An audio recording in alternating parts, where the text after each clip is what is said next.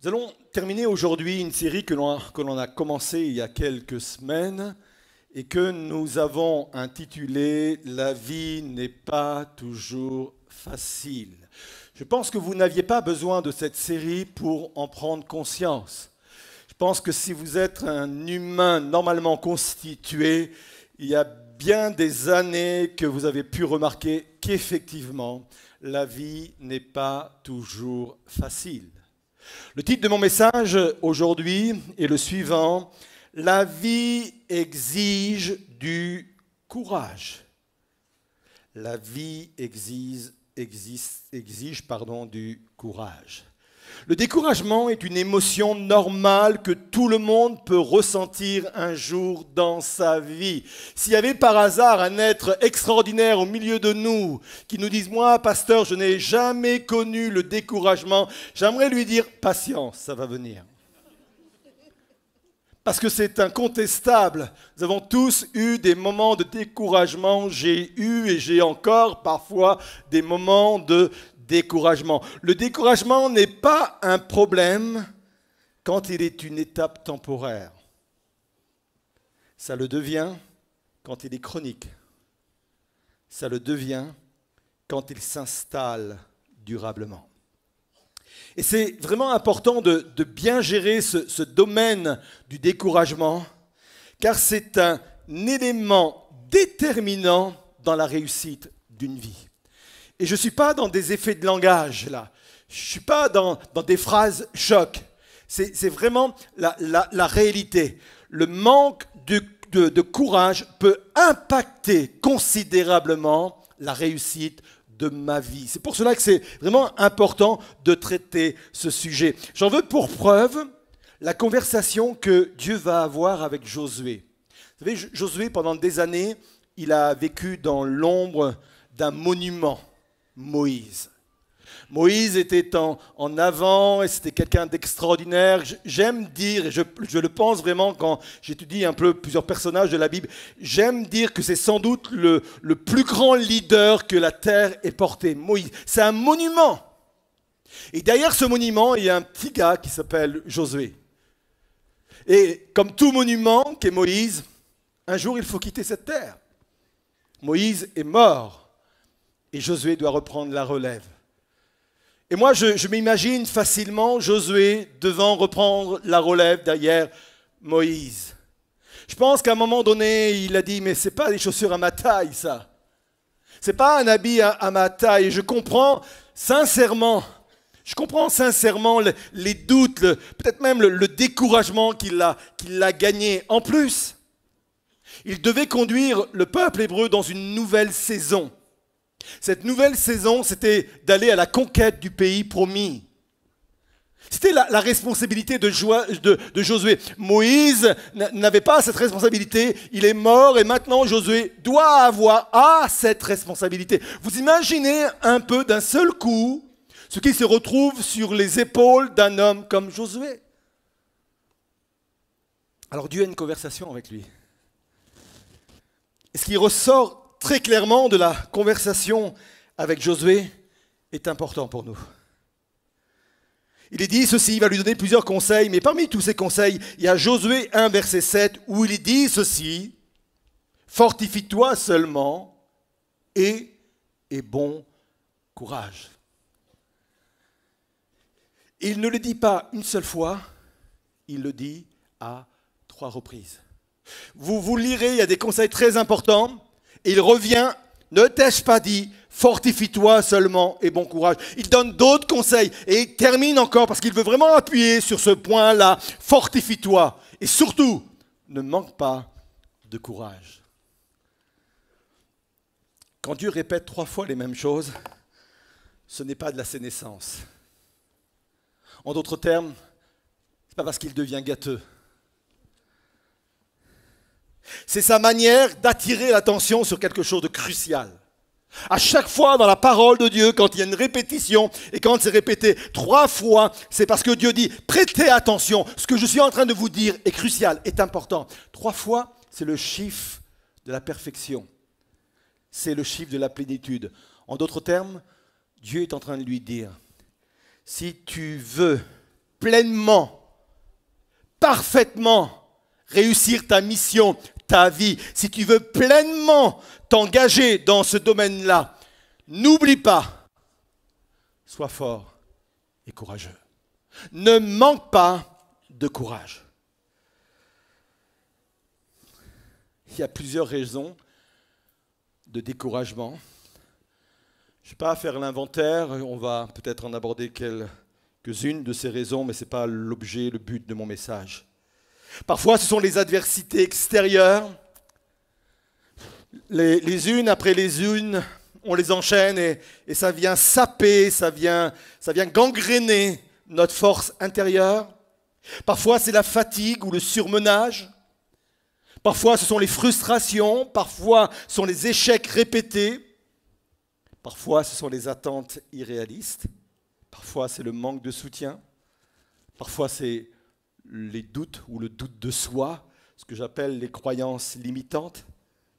Parfois, c'est le manque de progrès visible malgré les efforts. Bref, toutes ces raisons sont valables, il y en a sans doute d'autres, et tout cela vient à un moment donné, ou peut venir à un moment donné, saper notre énergie, notre motivation, notre courage.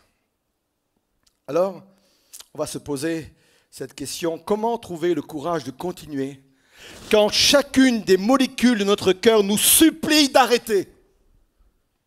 Comment continuer? Comment poursuivre? Comment continuer la lutte et continuer nos plans et nos projets quand chaque particule de notre vie, notre corps nous supplie? Je ne peux pas aller plus loin, il faut que j'arrête.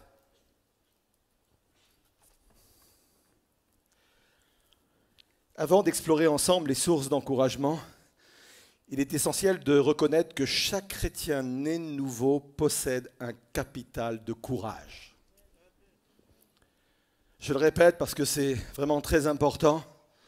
Chaque personne née de nouveau possède en elle un capital de courage. C'est Paul qui va le dire à Timothée au chapitre 1er, verset 7, deuxième épître de Timothée, chapitre 1er, verset 7, j'ai choisi la version Semeur. Il est dit ceci, Dieu nous a donné. Ça veut dire que ce n'est pas quelque chose à venir. Ce n'est pas quelque chose qu'il faut attendre. Ce n'est pas quelque chose qui nous met dans l'espérance. Quelque chose qui est déjà là. Dieu nous a donné un esprit qui, loin de faire de nous des lâches, il va fort, hein, nous rend forts, aimants et réfléchis. Fort, aimant, réfléchi, ça veut dire un courage équilibré. Un courage raisonnable et raisonné. Parce qu'un courage sans raisonnement nous envoie dans le décor. C'est de l'imprudence, c'est tout ce que vous voulez. Et je veux insister là-dessus, Dieu nous a donné. Ça fait partie du pactage quand nous entrons dans la vie chrétienne. Et peut-être quelqu'un se dit ce matin, mais j'ai beau chercher au fond de ce pactage, je ne le trouve pas. Quand Dieu t'a donné le salut, quand il t'a donné la vie éternelle, quand il t'a donné toutes ces choses, dans le même pactage, il y avait à l'intérieur la force. Dieu nous a donné un esprit de force. Il est en nous. Le problème, c'est que souvent il a bien été entamé, c'est un capital, et quand il n'est pas renouvelé, il est entamé, et à un moment, mais il n'y a plus de réserve. Parce qu'on l'a mal utilisé, et surtout, on ne l'a pas entretenu, ce capital-là. C'est comme tout ce que Dieu nous donne, nécessite un entretien, d'être entretenu. Alors on va voir ensemble maintenant les 4 sources d'encouragement. La première source d'encouragement se trouve dans l'importance d'exprimer notre abattement, d'exprimer notre découragement. Je pense que si je vous parle de l'homme qui sans doute a connu les plus grandes épreuves dans la Bible, je pense qu'on pense tous pratiquement à la même personne, à savoir Job. Je pense que Job a vécu des épreuves qui ne sont pas humaines. En l'espace de quelques heures, il a tout perdu. En l'espace de quelques heures, il a perdu son entreprise, il a perdu ses biens, il a perdu ses enfants, il a perdu la santé. Bref, en quelques heures, un tsunami est tombé sur lui et l'a emporté en quelques heures. Il va dire ceci dans Job 10, verset 1er. Il dit ceci: je vais déverser toute l'amertume de mon cœur. Et l'idée de ce passage est très intéressante ou très importante. En fin de compte, il est en train de dire, je vais faire une saignée. Je vais faire une saignée pour laisser échapper ce qui est toxique en moi, ce qui est douloureux en moi. Je vais faire une saignée pour, comme on le faisait dans le temps passé, pour faire sortir tout le mauvais sang. Vous connaissez l'expression se faire du mauvais sang ? C'est littéralement la pensée, c'est littéralement la substance de cette promesse et de cette pensée. Je vais faire une saignée. Je ne vais pas garder à l'intérieur tout ce qui me blesse, tout ce qui est en moi. Je vais faire une saignée, je vais laisser échapper cela.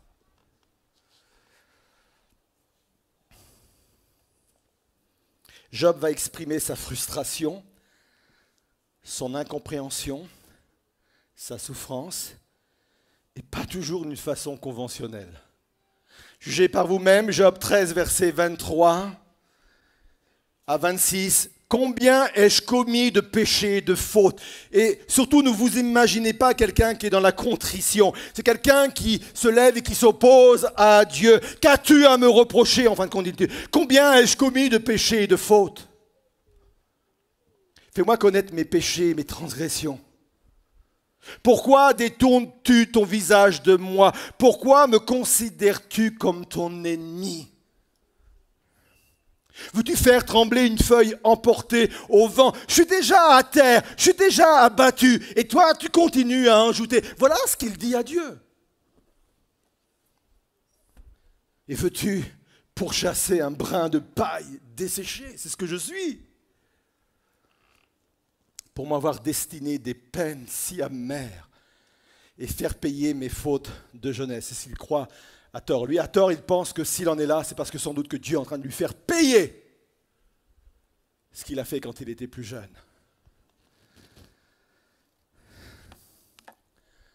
Je vous avais prévenu, hein, c'est loin d'être conventionnel. Il ne peut pas contrôler ça. Et parfois, on ne peut pas contrôler ce qui sort de nos cœurs. Parfois, la souffrance est plus forte, la douleur est plus forte. Vous savez quoi? Dieu est capable de gérer mes émotions. Pour le dire autrement, il est capable de gérer mes humeurs. Il est capable de gérer mes incompréhensions. Pour une simple raison, c'est que ces émotions que j'ai, c'est Dieu qui me les a données. La Bible dit qu'on a été créé à son image. Savez-vous que Dieu est un être émotionnel? Vous lirez dans toute la parole de Dieu, de la Genèse à l'Apocalypse, il y a plein d'émotions qui sont manifestées, qui viennent du cœur de Dieu, l'amour, la colère et bien d'autres. Parce qu'il est un Dieu émotionnel. Il n'a aucun problème pour gérer mes émotions, même quand ça sort d'un cœur comme celui de Job.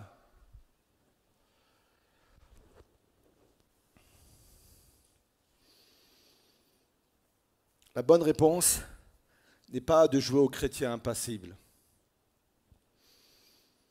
N'est pas de jouer à celui qui n'est pas touché par ce qui lui arrive. Qui a peur d'être mal jugé parce qu'un vrai chrétien, on le sait tous, c'est forcément quelqu'un d'inébranlable. Ce sont de fausses croyances. J'aime l'image d'un Job qui fait une saignée, qui dit « il faut que ça sorte vraiment de moi, il faut que ça sorte ». La bonne réponse n'est pas l'isolement, un peu comme Élie a pu le faire. Élie s'est dirigé vers le désert et a réclamé la mort. En fin de compte, il s'est refermé sur lui-même. Et parfois, la souffrance, le découragement nous pousse à nous refermer sur nous-mêmes. On va dans nos propres déserts, on va dans nos propres isolements. Et là, on est en train de souffrir. Ce n'est pas la bonne réponse.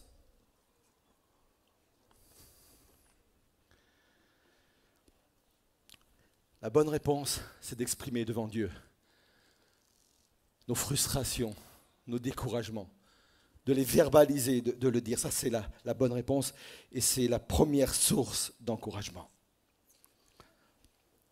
La seconde source d'encouragement se trouve en Dieu et en sa parole, avec la mise en avant de nos propres responsabilités. Il y a dans la Bible un exemple qui vient étayer tout cela. C'est l'exemple de David.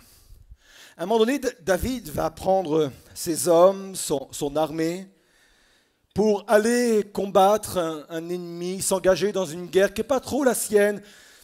Je ne suis pas sûr qu'il a fait le bon choix de se lancer dans ce type de guerre. Bref, c'est sa décision, c'est son choix. Il y va. Et pendant qu'il est là-bas avec tous les hommes, il a laissé dans le village les femmes et les enfants. Et pendant qu'ils sont là-bas à la guerre, les Amalicites font une descente dans le camp, brûlent les maisons, brûlent le village et enlèvent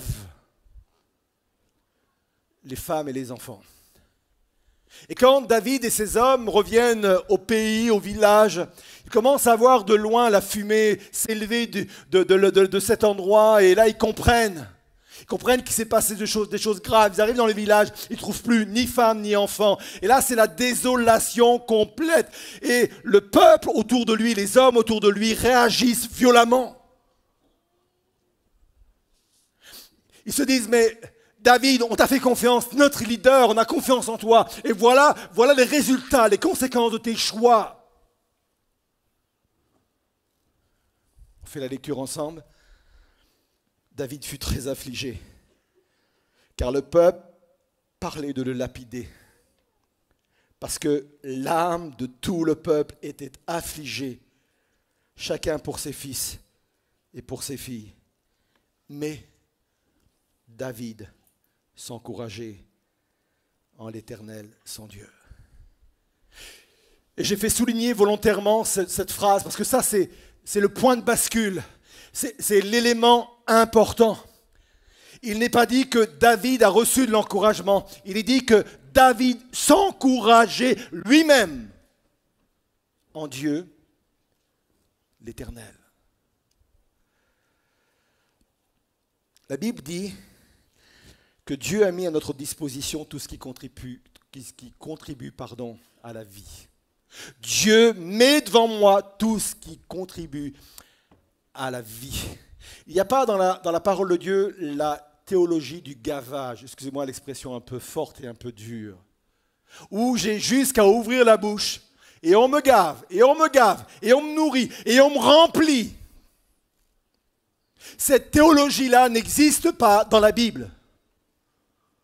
Ça n'a pas lieu dans le royaume de Dieu, dans les principes du royaume de Dieu. La théologie du gavage n'existe pas. David lui-même s'est encouragé. Parce que Dieu avait mis à sa disposition tout ce qui contribue à l'encouragement, à la force et à la vie. Et Dieu a mis à notre disposition. Et la première des choses qu'il a mis à notre disposition, c'est lui et sa parole.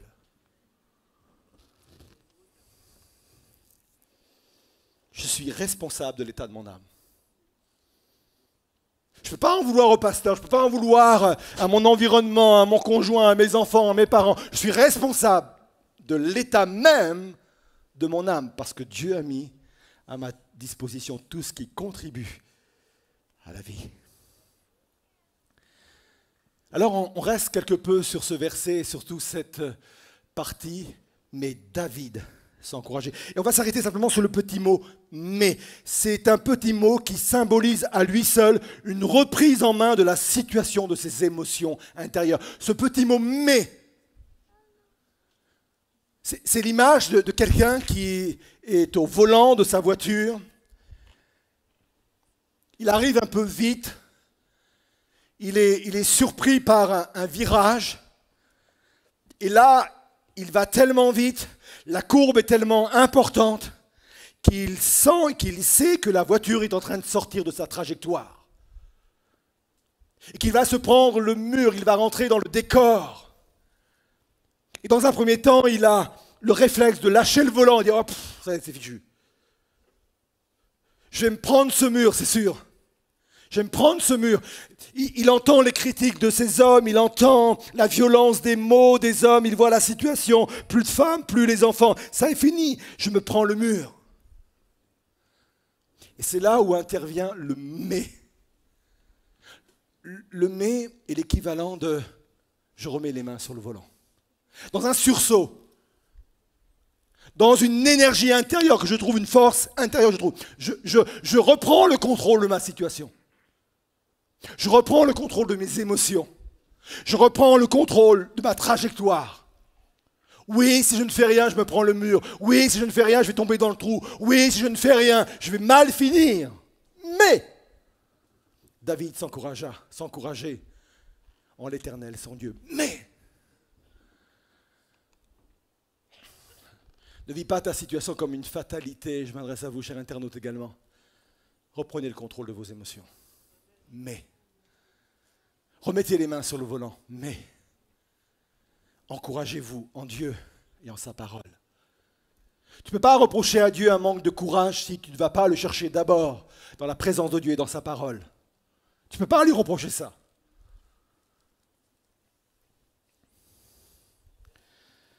Le courage se choisit. Autre fait important concernant cette source d'encouragement, c'est que Dieu et sa parole ont la particularité de générer en moi des convictions. Mes convictions dépendent de ma relation avec Dieu et sa parole. J'aimerais vous dire que quelqu'un qui passe du temps dans la parole et dans la présence de Dieu, c'est forcément un homme ou une femme de conviction. Parce que demeurer dans la présence de Dieu et demeurer dans sa parole construit en moi et génère en moi des convictions. Vous connaissez ce texte, je ne l'ai pas donné à la technique. Ta parole est une lampe à mes pieds, une lumière sur mon sentier. Ce verset illustre parfaitement que Dieu et sa parole guident mes décisions, éclairent mon chemin et façonnent mes convictions. Quand vous regardez l'histoire de l'humanité, que ce soit des personnages bibliques ou des personnages de l'histoire du monde, quels qu'ils soient, tous les grands leaders étaient des hommes de conviction. Que ce soit un homme comme Abraham, comme Moïse, on en a parlé, comme David, comme Martin Luther King, comme Mandela, comme Churchill, et j'aurais pu en citer bien et bien d'autres. Toutes ces personnes sont caractérisées par des hommes qui étaient remplis de convictions. Et quand vous êtes convaincu, quand il y a en vous des convictions, peu de choses peuvent vous arrêter. Tu veux être un homme ou une femme de conviction, va aller chercher dans la présence de Dieu. Va aller chercher dans la parole de Dieu. Ça façonne des cœurs, ça fortifie des cœurs. La troisième source d'encouragement se trouve dans ma propre capacité à encourager les autres. Celui qui encourage est lui-même encouragé. Je mets cette parole devant vous, elle est dans mon dernier livre, dans un sous-titre. Il dit ceci, aider les autres à traverser la vie est le moyen le plus sûr de traverser la sienne. Aider les autres à traverser la vie est le moyen le plus sûr de traverser la sienne. Il y a dans la parole de Dieu ce que j'appelle une théologie cardinale. Ça veut dire que ce qui se passe sur le plan horizontal a un impact direct, une conséquence directe sur ce qui se passe sur le plan vertical. Plein d'exemples.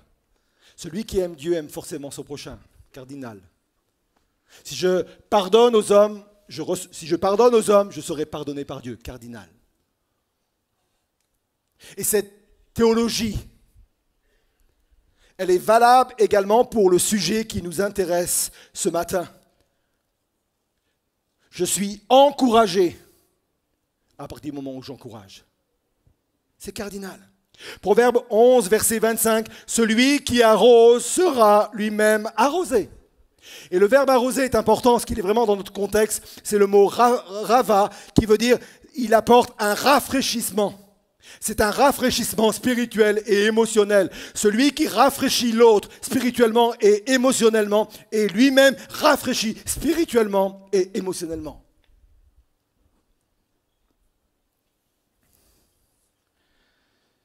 Tu veux être rafraîchi spirituellement et émotionnellement, investi dans la vie des autres par des paroles et des actes encourageants.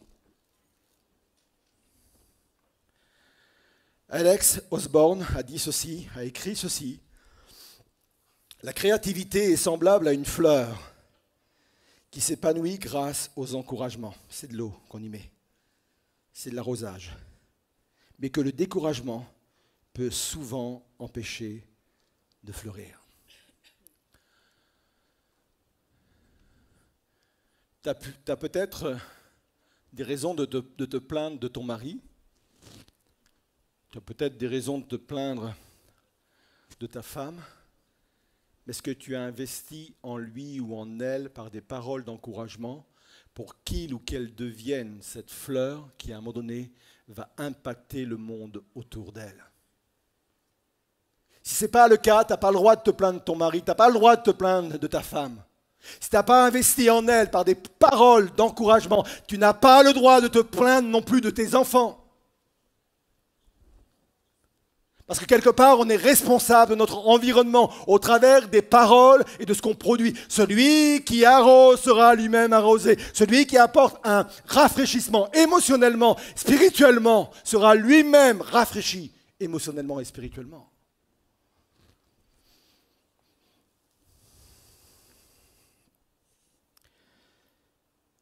La Bible dit dans Ésaïe 54, « Le Seigneur, l'Éternel, m'a donné une langue exercée pour que je sache soutenir par la parole, par ce filet d'eau là qui est nécessaire, celui qui est abattu. Seigneur, je veux être celui qui s'est arrosé. Donne-moi une eau pure, une eau saine que je peux déverser sur les autres afin de leur apporter l'épanouissement dont ils ont besoin, Seigneur. Je veux vraiment être cet homme et cette femme. Et la Bible dit que c'est une loi. Si je sais encourager, je serai moi-même encouragé.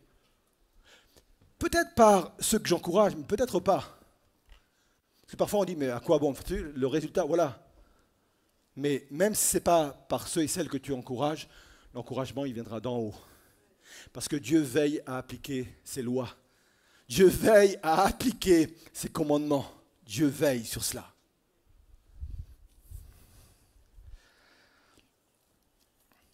La quatrième source d'encouragement se trouve dans les gens avec qui je passe du temps. Cette vérité se trouve dans la différence qu'il y avait entre deux grands hommes de la Bible, à savoir David et Samson. L'étude de ces deux personnages est intéressante. Ce sont des personnages qui se ressemblent. Ils ont vécu pratiquement les mêmes expériences. Les deux ont été choisis et qualifiés d'une façon miraculeuse par Dieu.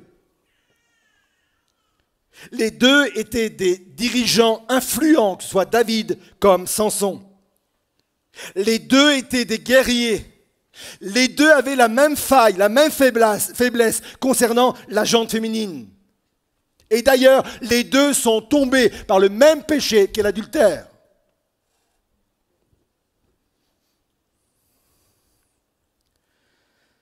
Malgré ces similitudes, il y a une différence majeure entre les deux. L'un s'est relevé, David, et l'autre a été anéanti, détruit. Pour ceux qui connaissent l'histoire d'une façon dramatique.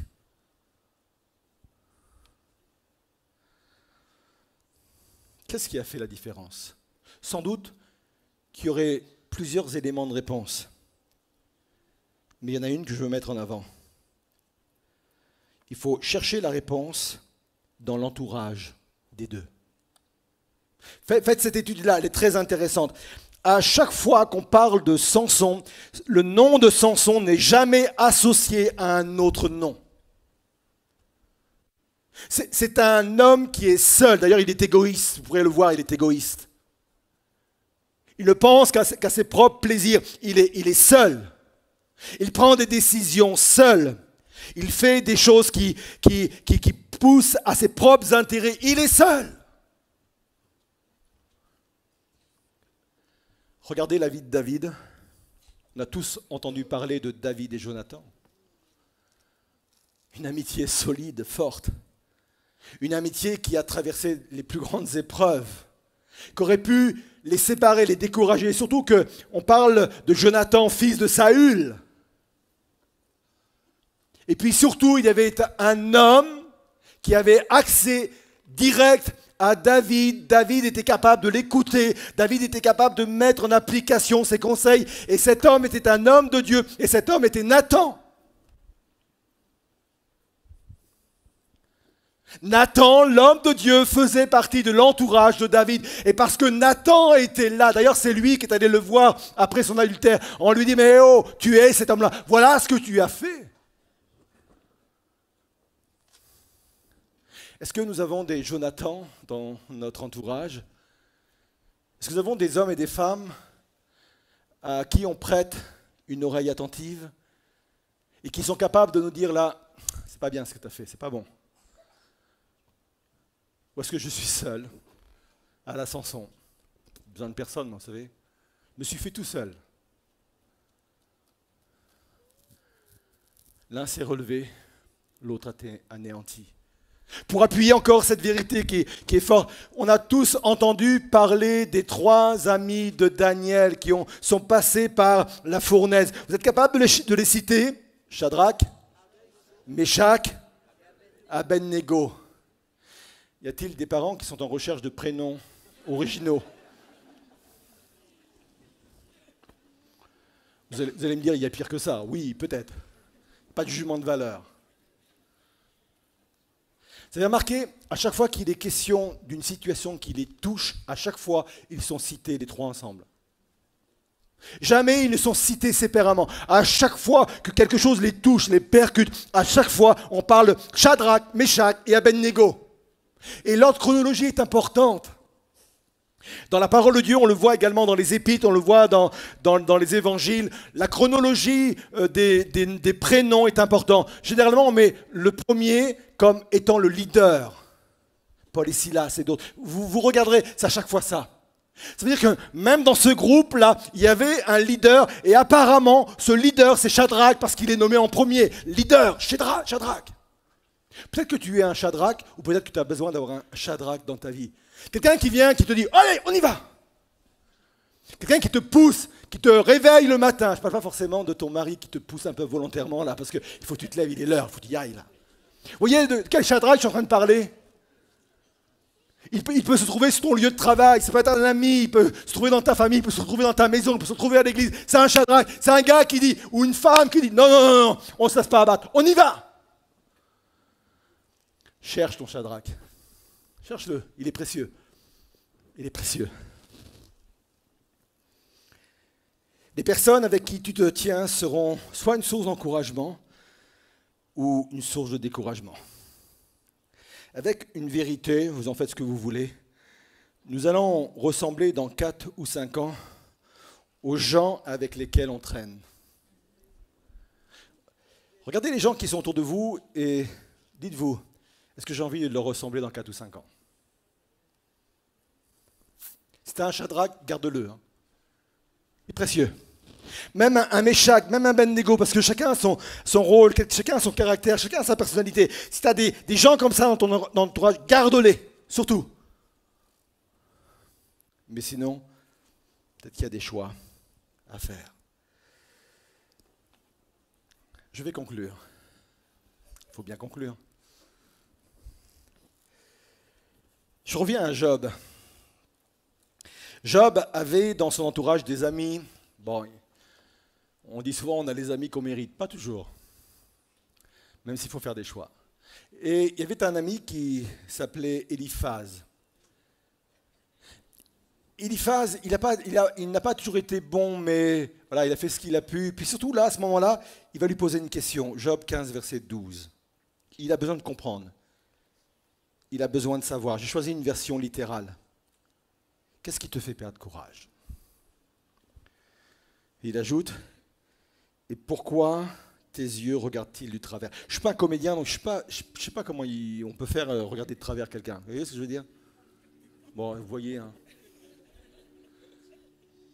Bon, on voit quelqu'un qui n'est pas en forme, quelqu'un qui est découragé, on le voit sur son visage. Il arrive au boulot le matin, ou il arrive à une réunion de famille, on dit « Oh là, toi, tu n'es pas en forme, toi ». Il n'a rien dit, mais le visage est un livre ouvert. Hein. Et lui, il se dit « Mais Qu'est-ce qui te fait perdre courage?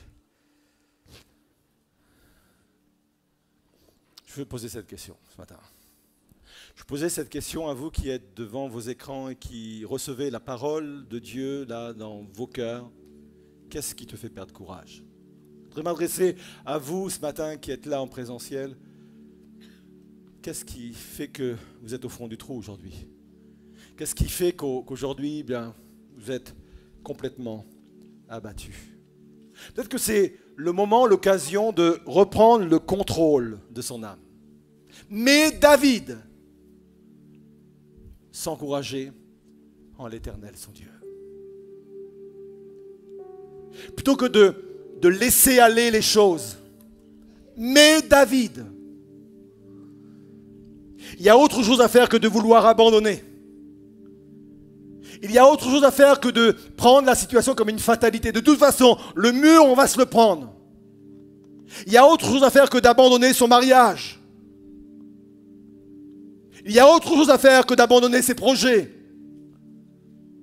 Il y a autre chose à faire que d'abandonner sa vie sociale. Il y a autre chose à faire. Mais David, je reprends le contrôle de mes émotions. Et c'était une des forces du roi David.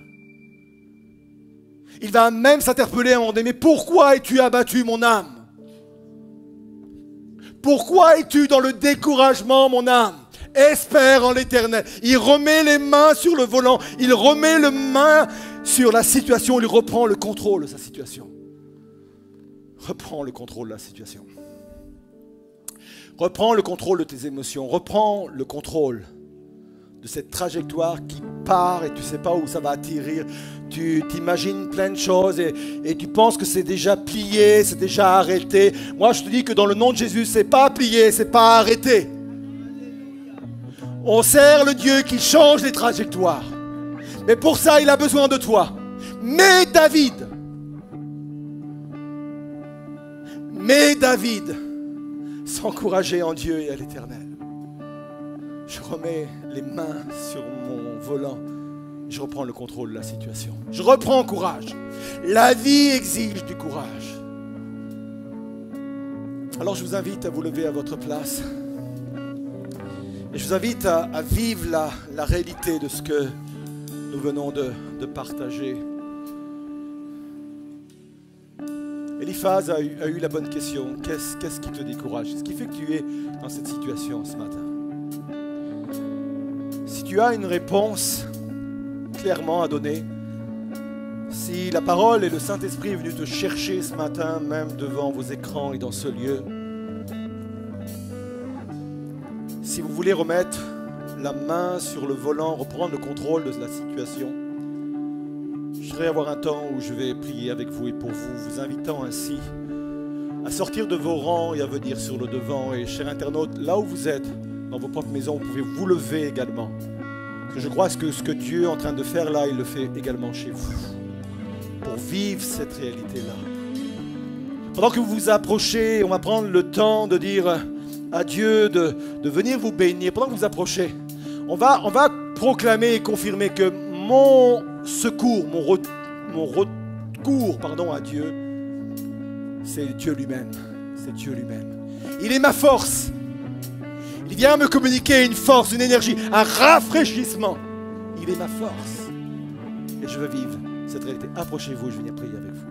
Si la lune me glace et le soleil menace, Créateur des étoiles, mon secours est en toi. Si mes larmes ruissellent et que mon pas chancelle, Créateur de la terre, mon secours est en toi.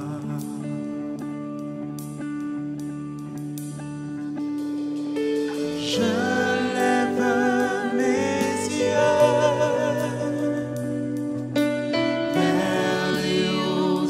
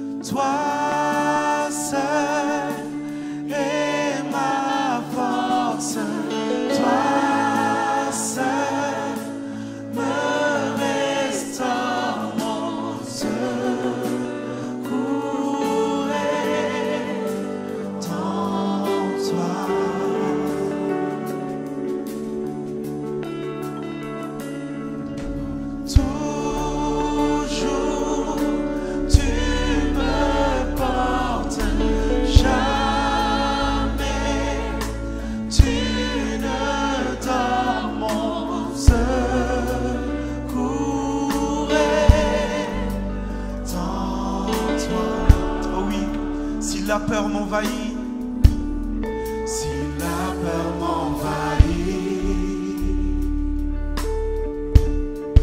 et que mon âme chavire, Créateur de la vie, de la vie, mon secours est en toi. mon secours est en toi. Oh oui, encore une fois, si la peur m'envahit, Si la peur m'envahit parle à ton âme ce matin, parle-lui. et que mon âme chavire, Créateur de la vie, Créateur de la vie, oh oui, mon secours est en toi. Alors je lève mes yeux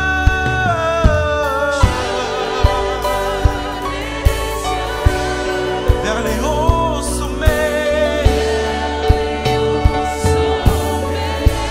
car toi seul est mon Dieu.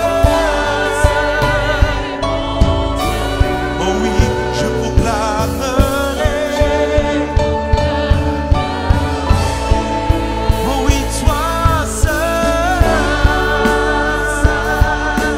et ma force, toi seul me restaure mon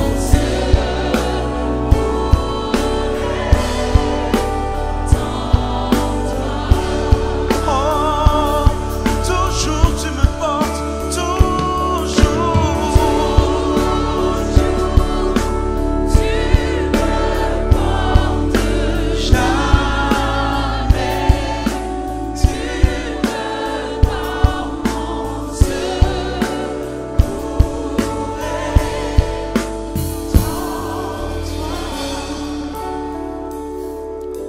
Peut-être que la première démarche à faire ce matin, c'est de prendre cette décision dans votre cœur, de reprendre le chemin de la source du courage, à savoir un moment de communion avec Dieu et sa parole.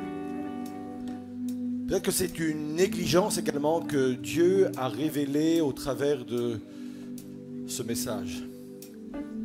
Je ne peux pas attendre forcément d'avoir du courage si je ne vais pas à la source moi-même chercher aussi ce courage-là.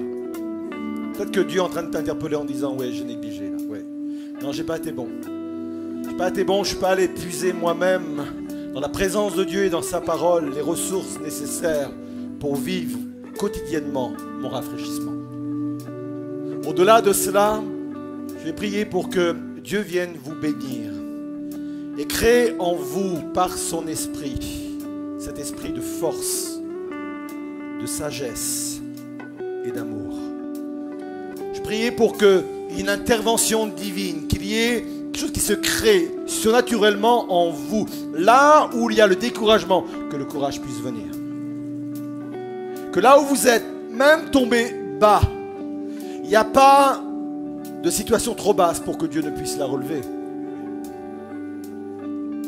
Seigneur Jésus, viens au-devant des uns et des autres ce matin, Seigneur Jésus. Tu vois, toi, les saignées qu'il y a dans les cœurs. Tu vois ce qui s'échappe des cœurs, les saignées qui laissent et qui libèrent des frustrations, des douleurs et des souffrances. Tu vois ces propres saignées qui sortent devant toi. C'est peut-être amer, c'est peut-être douloureux, c'est peut-être toxique, Seigneur. Mais tu vois tout ce qui se déverse devant toi. Tu n'as aucun problème pour gérer ces émotions, Seigneur. Aucun. Viens apporter la pommade là où il y en a besoin. Viens apporter la guérison là où il y en a besoin. Une cicatrice qui se referme, une blessure qui se referme. Par le Saint-Esprit, tu viens donner un esprit de force, de puissance, de grâce, d'amour et de sagesse. Puissamment fortifié dans mon être intérieur, dit la Bible, par le Saint-Esprit. Le Saint-Esprit est un esprit de force. Le Saint-Esprit est un esprit qui vivifie. Le Saint-Esprit redonne vie à ce qui est mort. Le Saint-Esprit est une puissance créative.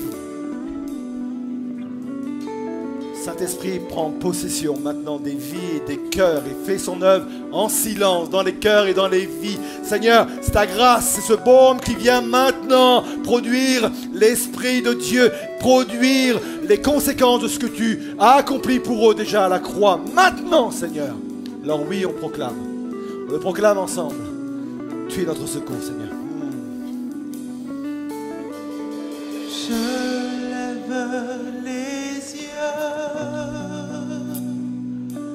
vers les hauts sommets. Toi seul est mon Dieu. Je proclamerai. Oh, je lève mes yeux. Je lève mes yeux.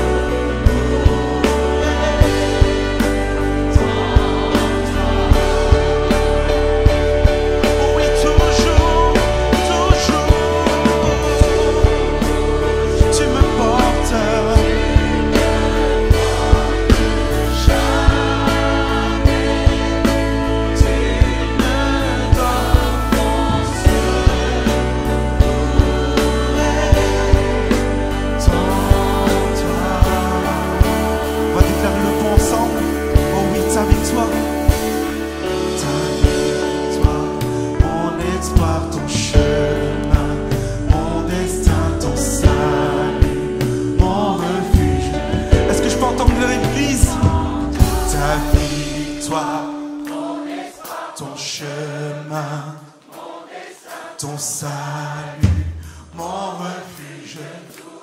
Oh oui, ta victoire. Oh,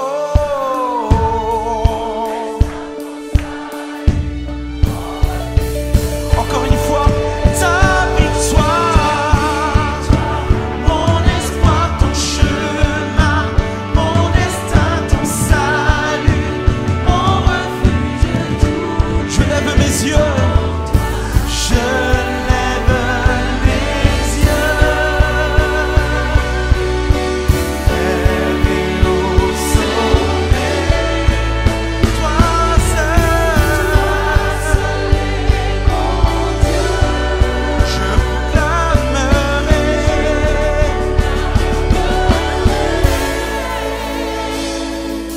Toi seul est ma force. Pendant qu'on continue à chanter cela, vous pouvez repartir à vos places avec cette assurance que Dieu est en train de vous restaurer. On continue à proclamer tout en retournant à vos places. Proclamez cette vérité. Il est celui qui me restaure. Amen. Toujours, Oh. toujours, tu me portes jamais. Tu me donnes mon secours. Dans toi, on va rechanter le pont, ta victoire. Ta victoire, mon espoir, ton chemin, mon destin, ton salut, mon refuge. Et dans toi, Seigneur. Dans Oh. toi,